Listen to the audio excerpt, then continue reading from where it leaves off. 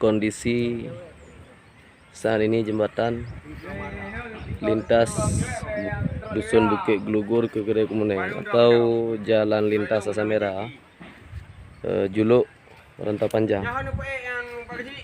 Nyo, langsung aja dek. Kondisi sangat memprihatinkan. Longsor di batas jembatan.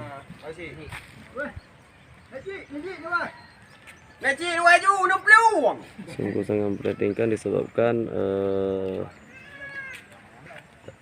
normalisasi sungai tahun 2021.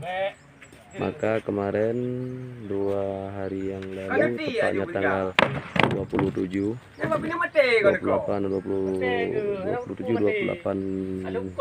Februari, banjir menerjang sungai Idi.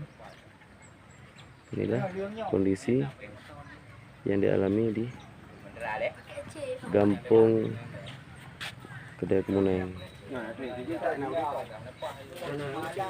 Longsor sekarang jalur ini tidak dapat diakses.